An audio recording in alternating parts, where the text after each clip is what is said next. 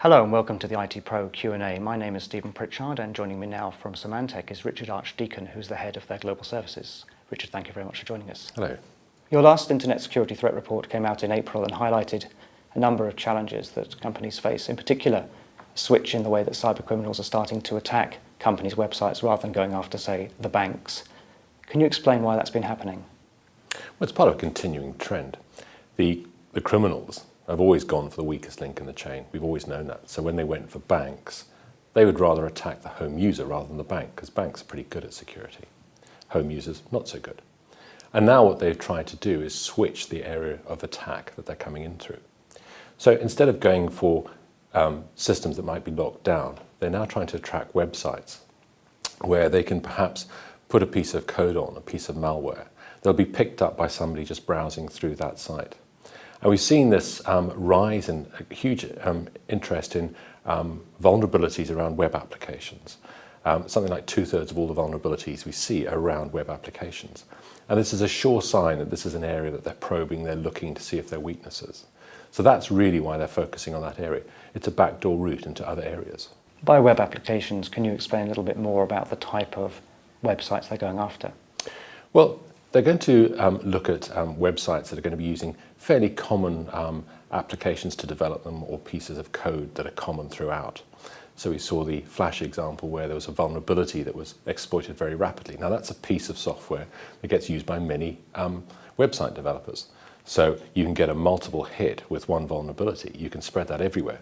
And it gives them a great big target to go hunt, search out, find the vulnerability, and then go and plug in what they want. You've been looking at the motivation of the cybercriminal and the hacker and studying what I think Symantec terms as the underground economy.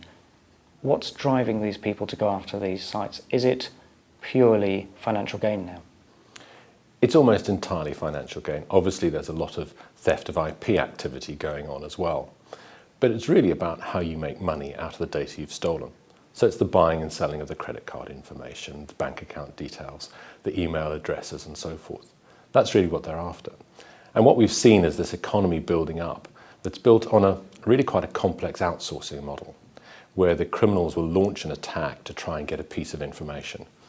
For example, credit card details or bank account details. So they need some form of malware to do that, say a keylogger. Well, they'll buy that from a specialist.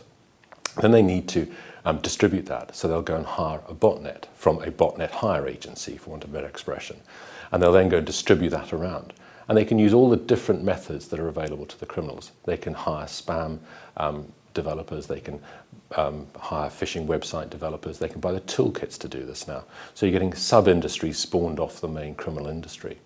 And they build flexible teams that they'll make and break very, very rapidly, outsourcing their core IT functions, aligning it very closely with the business, and then breaking down that IT system once they've completed the scan that they are interested in. So they're almost using some of the techniques that large companies use to run their own IT departments? Oh, absolutely. They use techniques that we'd be very familiar with. They don't just launch malware, it gets alpha tested, beta tested, then it gets launched. So they use proper coding disciplines in order to produce the malware. But it's the way that they've developed this outsource model and the extreme flexibility that it gives to their business, which is so fascinating, and which means that they can launch and drive these attacks very rapidly, great flexibility, switch and change the whole time. And that's now the competitor we're against. Has that contributed significantly to the increase in the amount of malware that's out there now? Undoubtedly it has done, because in the last report we had identified nearly 500,000 different forms of malware or variants that have been developed in the last 6 months. This is about a 10-fold increase in 18 months. Why? Because the ability to develop new phishing sites is very easy, so you need new forms of malware to back that up. The ability to develop malware on a production basis, an industrial basis, is now how they produce their attacks. So they can create lots and lots of different variations, lots and lots of focused, personalized attacks. But that would suggest that you'd have lots of attacks of wave after wave of large-scale assaults on, say, people's bank accounts. But actually the reality is rather different, and it's being used to target high-net-worth individuals. And I think, again, Symantec has coined the term whaling for this, going after people who may be in important functions in finance or in IT, and actually trying to get a piece of code together that goes directly after their own information. How common is that? It's becoming increasingly common, and it is a great concern of ours. What we've seen is this development over a number of years. Again, if we go back a few years, you'd have the odd personalised attack. A classic example was against a games manufacturer who had all their source code stolen. So that was IP, high value. But now what we're seeing is with this industrial capacity to develop focused attacks, it's much easier now to develop a specific attack against an individual to get valuable data that you can then sell.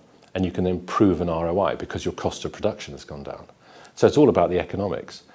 Mass ability to produce these attacks means lower cost of production, which means more focused attacks will become more profitable. How does the CIO respond to this? This is rather different to what they've been dealing with before, which is standard viruses, perimeter security and so forth. I think we have to keep up that, what we call the infrastructure, the network protection, because that's still critical.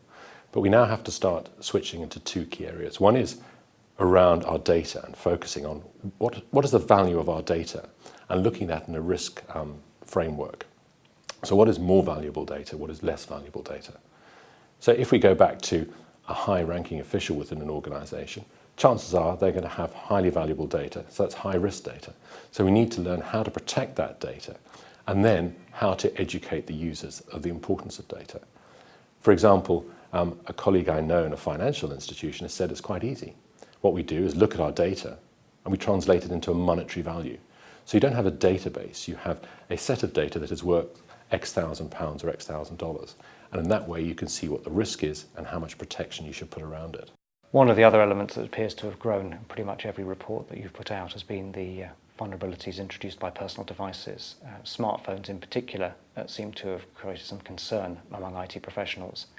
How should businesses approach this and the consumerization of IT, where people are, for very good reasons, being allowed to bring personal devices into work to use for work purposes?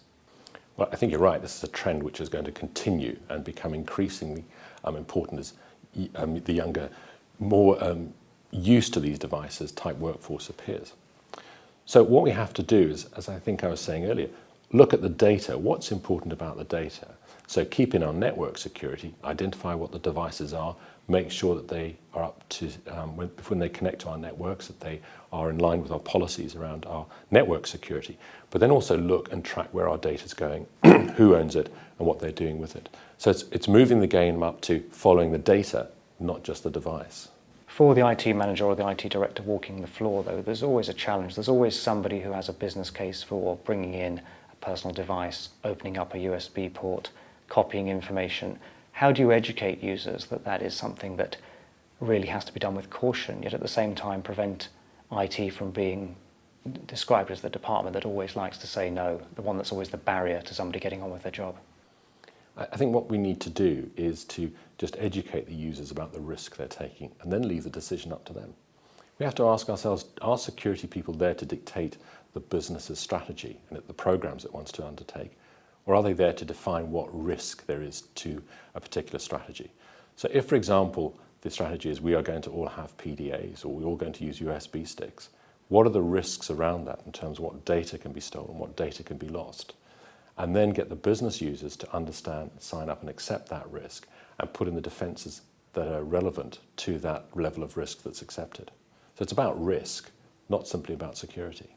Is it easy to free up budgets in the current economic climate for that type of preventive measure? I think that if you frame an argument around the risk to the business, I think it's then far more easily understood, especially if you go through the process of quantifying the risk in financial terms. We always say there's one language that always talks in business, and that language is money. So translating that risk into money, the value of the data into money, I think is one of the key elements of actually getting the understanding between the IT people, the security people, and the business users. Sounds like good advice indeed. Richard Archdeacon from Symantec, thank you very much for joining us. Thank you.